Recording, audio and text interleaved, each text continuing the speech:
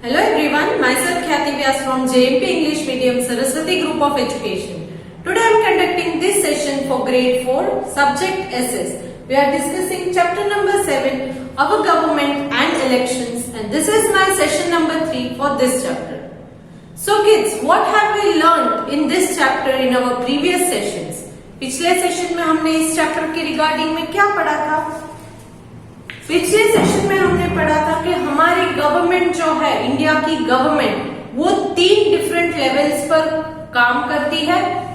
कौन कौन से हैं वो 3 different levels? Top most layer is the central government, then state government and then local self government.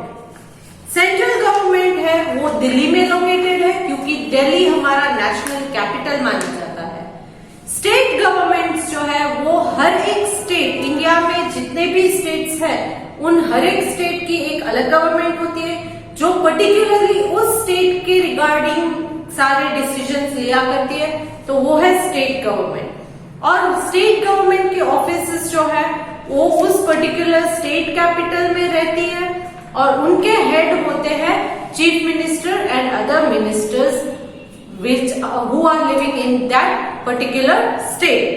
Then is the local self government, जो एक particular village, town या city में ही काम करता है, वो है local self government. Now local self government में मैंने बोला विलेज, टाउन एंड सिटीज में जो काम करती है वो है लोकल सेल्फ गवर्नमेंट. तो जो विलेज लेवल पर काम करती है उस गवर्नमेंट को हम कहते हैं ग्राम पंचायत. विलेज लेवल की जो लोकल सेल्फ गवर्नमेंट है उसे कहते हैं ग्राम पंचायत, जिसमें 5 मेंबर्स, पंचायत मतलब 5 लोगों का ग्रुप है. सो 5 लोग मिलकर ये गवर्नमेंट चलाते हैं. 5 लोग जो है वो उसी विलेज में रहने वाले होने चाहिए, अबाउट द एज ऑफ 18 होने चाहिए. पुराने जमाने में जो सीनियर सिटीजन उस विलेज के थे उन्हीं को विलेज पंचायत में या पंचायत में हिस्सा लिया करता था. आज के जमाने में जो है पंचायत में some seats are reserved for women also. 1/3 seat is reserved for women. So इस ग्राम पंचायत में 1/3 सीट जो है वो women के लिए रिजर्व रखी जाती है. देन ग्राम पंचायत का हेड जो होता है उसे हम कहते हैं सरपंच.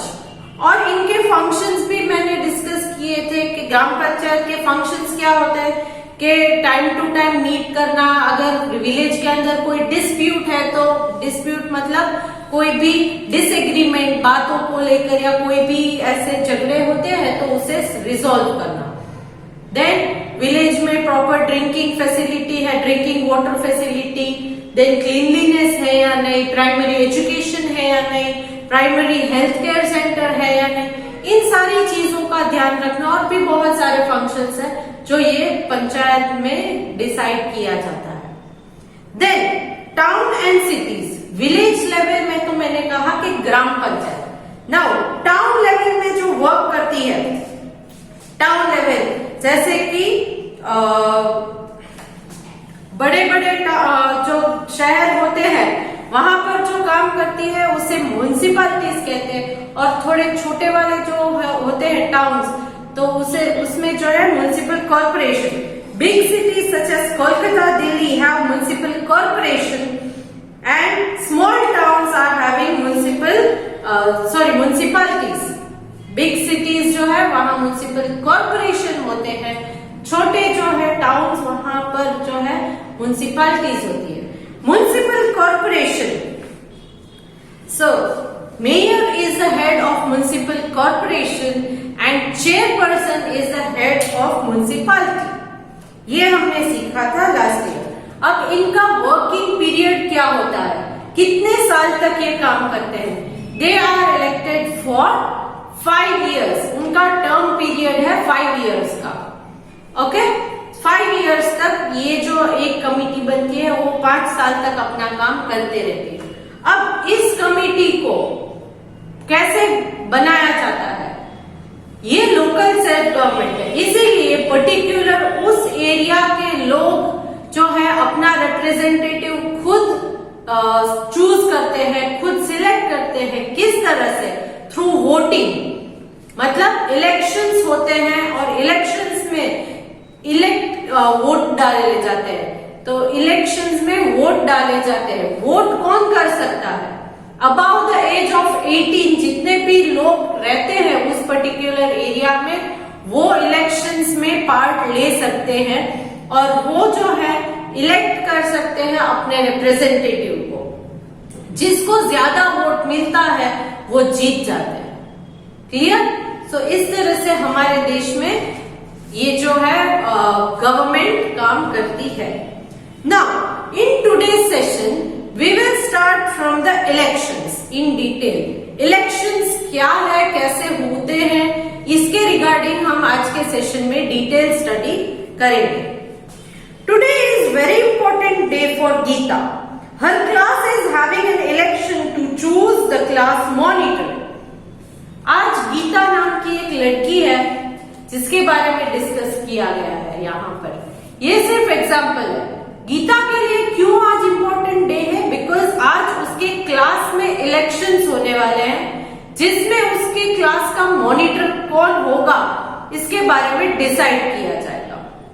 फॉर एग्जाम्पल क्लास में अगर 2 बच्चे इलेक्शन में खड़े होते हैं और बाकी के जो बच्चे हैं क्लास के वो अपना वोट्स डालते हैं कि भाई फॉर एग्जाम्पल 2 पीपल से गीता एंड सीता, 2 लोग है, करेक्ट? तो कुछ बच्चे गीता को सपोर्ट करेंगे, कुछ बच्चे सीता को, बट सबसे ज्यादा वोट जिसको मिलेंगे वो जीत जाएगा। तो इस तरह से इलेक्शंस होते हैं। So today is very important day for Geeta. हर class is having an election to choose the class monitor. Class के मॉनिटर कौन बनेगा इसका सिलेक्शन होना है। Geeta, along with 2 other classmates, is standing for the post of class monitor. अब यहाँ पर गीता खुद तो है, बस उसके साथ 2 और कैंडिडेट्स भी है जो मॉनिटर बनना चाहते हैं।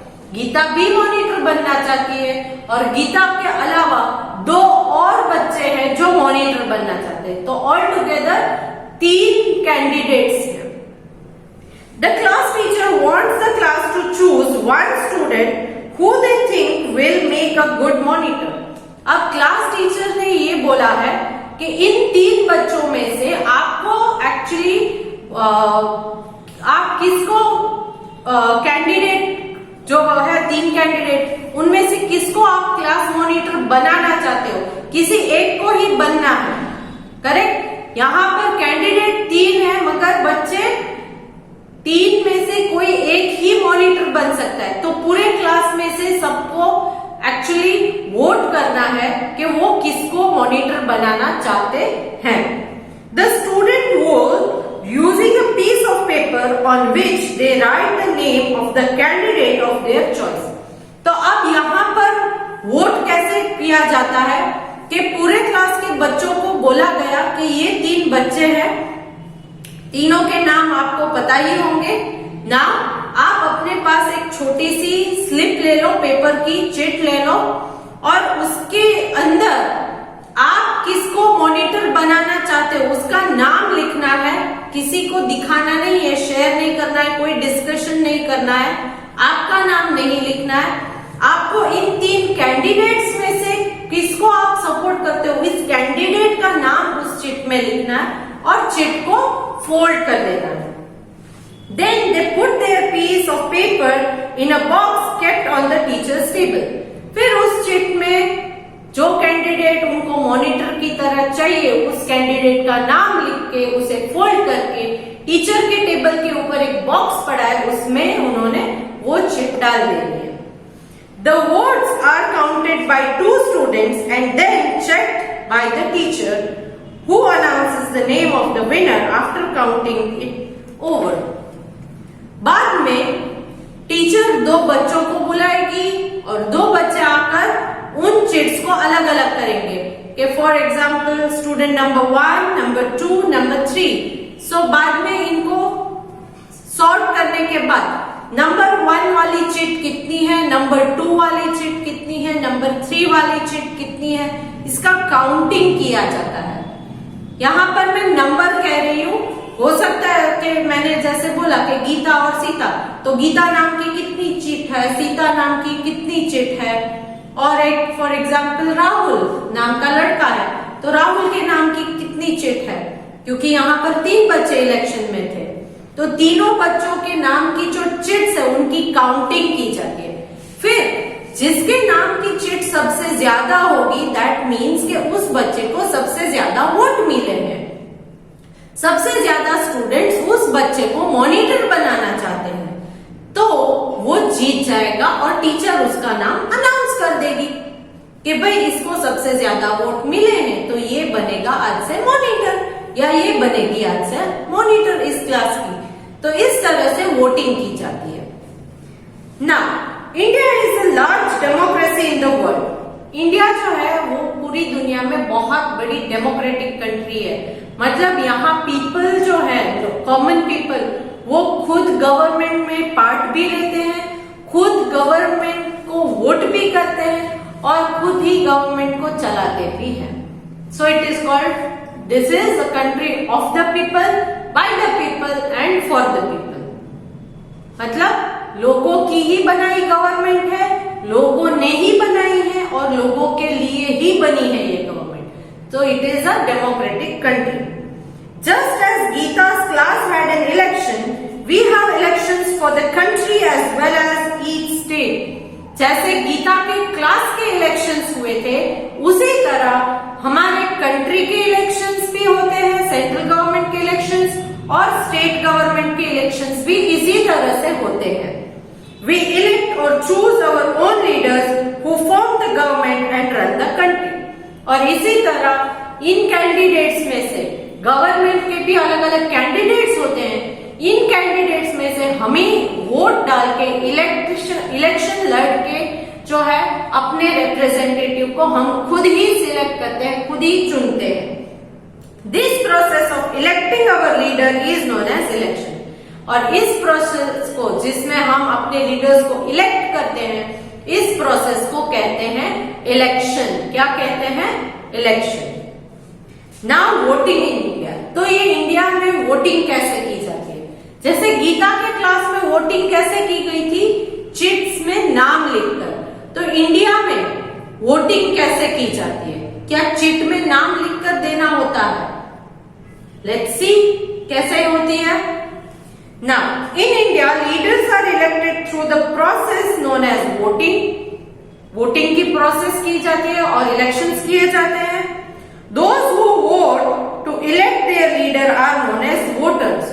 और जो लोग वोटिंग के लिए जाते हैं, जो इलेक्शन में खड़े हुए हैं, लीडर बनने के लिए खड़े हैं, वो नहीं, मगर जो बच्चे, फॉर एग्जाम्पल गीता के क्लास में 3 जो थे, गीता एंड 2 मोर स्टूडेंट, वो तो इलेक्शंस में खड़े हुए थे, मॉनिटर बनना चाहते थे, बट बाकी के बच्चे जिन्होंने वोट किया था उन्हें कहते हैं वोटर्स। उसी तरह यहाँ पर हमारी कंट्री में भी जो इलेक्शंस में हिस्सा लेते हैं, जो लीडर बनना चाहते हैं, वो नहीं, बट जो वोट करते हैं, इन लोगों में से कौन हमारा लीडर बनेगा, उसका वोट करने के लिए, उनको इलेक्ट करने के लिए जो लोग जाते हैं, उनको कहते हैं वोटर्स। क्योंकि वो वोट डालने जा रहे हैं, इसीलिए उनको कहते हैं voters.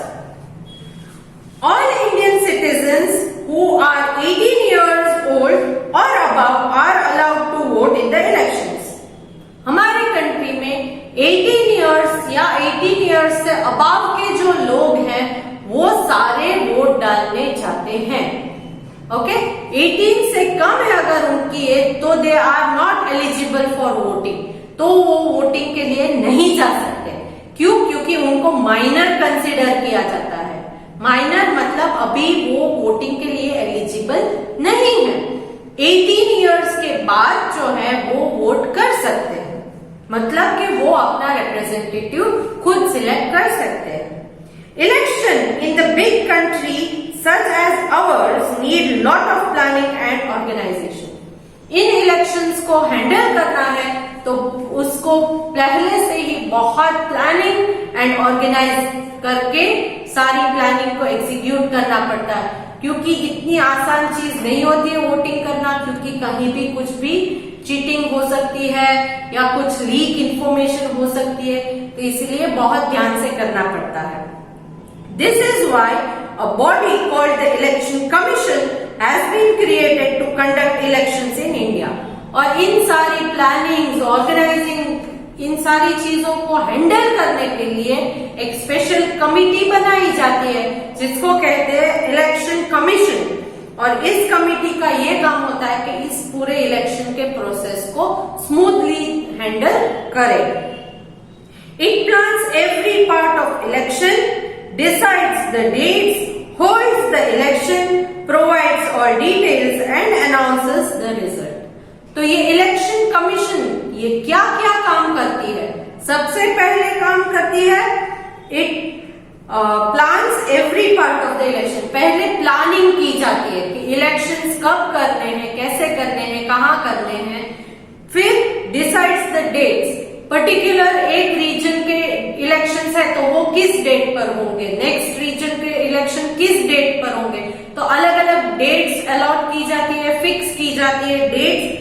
Then holds the election, फिर उस दिन जो डेट फिक्स की गई है उस दिन वहां पर इलेक्शन जो है वो स्मूथली हो जाए, सारे लोग आकर अपने वोट डालें, इसकी प्लानिंग की जाती है। देन प्रोवाइड्स ऑल डिटेल्स, फिर इलेक्शन के बाद सारी डिटेल्स जो है वो पहुंचनी चाहिए क्योंकि इलेक्शन जो है वो अलग अलग जगहों पर होती है। फॉर एग्जाम्पल आपका जो एक पर्टिकुलर एरिया होता है उसी में हो सकते हैं कि वोटिंग के लिए 2 या 3 अलग अलग बूथ हो, करेक्ट। तो उन सारे बूथ में से इंफॉर्मेशन तो मिलनी चाहिए ना कि भाई आपके बूथ में कितने लोग आए, कितने वोट हुए, तो ये सारी डिटेल्स कलेक्ट करती है।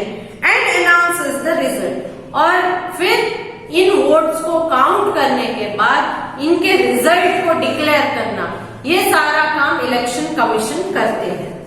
It makes sure that the election take place in a fair and impartial manner. और ये भी काम करती है कि जो इलेक्शंस जब होते हैं तब ये एकदम फेयर तरीके से, मतलब कोई भेदभाव के बगैर इलेक्शन शांति से होना चाहिए। एंड एन इम्पार्शियल मैनर, किसी के साथ कुछ गलत नहीं होना चाहिए, सब इक्वली एकदम। फॉर एग्जाम्पल यहाँ पर हमारे यहाँ बहुत सारी पार्टीज हैं जैसे कि बीजेपी है, कांग्रेस है, आम आदमी पार्टी, आप ये पार्टी भी है, ऐसे बहुत सारे पार्टीज हैं। तो सारे लोगों को इक्वल चांसेस मिलने चाहिए, किसी को कोई प्रेशर नहीं होना चाहिए। जो वोटर्स हमें वोट डालने आते हैं तो उनको कोई प्रेशर नहीं होना चाहिए। They are free to select और टू इलेक्ट देयर कैंडिडेट। तो ये सारे चीजों का ध्यान रखना है। Then, the election commission also provide all voters with an identity card. अब 18 years and above के लोग वोट डालने के लिए जा सकते हैं, जैसे मैंने कहा। तो यहाँ पर 18 years and above ये कैसे पता चलेगा? ये इस तरह से पता चलेगा कि हर एक जो वोट डालने जाता है उसके पास अपना एक वोटर आईडी रहता है। वोटर आईडी, आईडी मतलब आइडेंटिटी, ओके, आइडेंटिटी। तो वोटर आईडी होता है, हर एक इंसान जो वोट डालने के लिए जाएगा वो अपने साथ अपना वोटर आईडी लेकर जाएगा।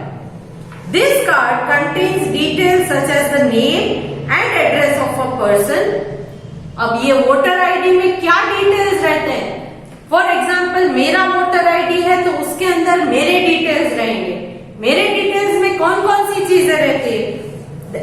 इसमें रहेगा फर्स्ट ऑफ ऑल मेरा एक फोटो रहेगा, उसके बाद मेरा नाम, व्हाट इज माय नेम, ये मेंशन किया हुआ रहता है।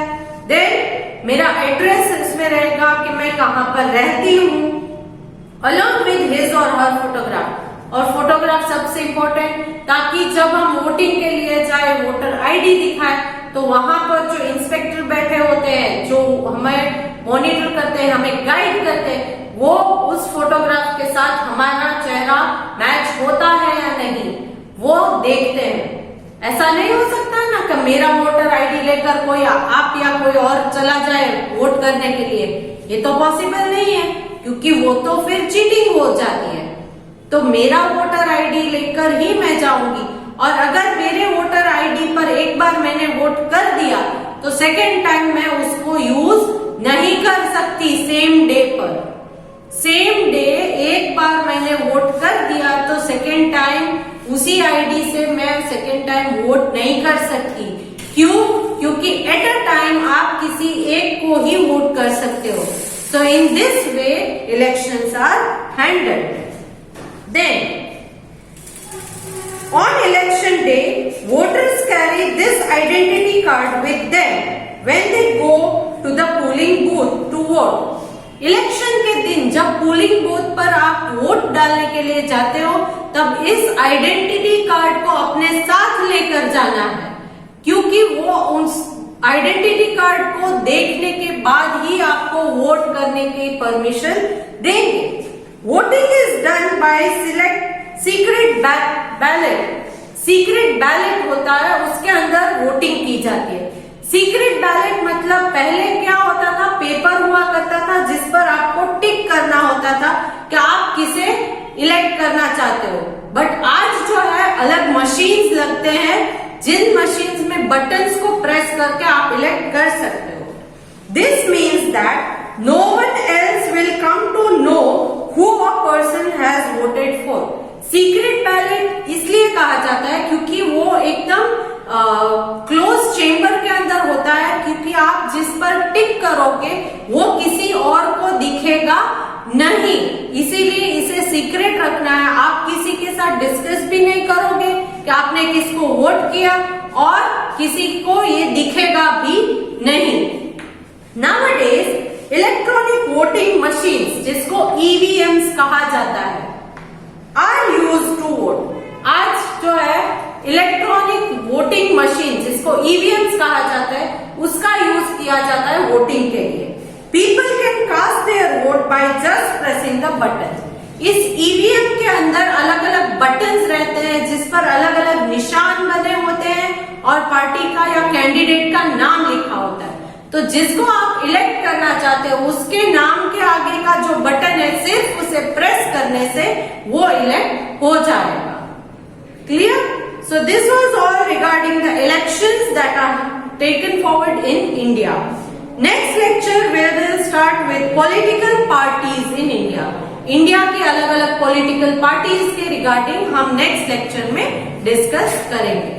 Okay, so in today's session, whatever I have thought, I would like you to read once in the textbook so that you will not have any doubt. And one more thing, आपको PDF मिलेगी worksheet that is based on the fill in the blanks related to this session. आप answers को hint box में से select करके उन blanks में लिख सकते हो। I will hope to see you good next time. And videos अगर पसंद आ रहे हैं तो लाइक पर क्लिक करना। Bye for now.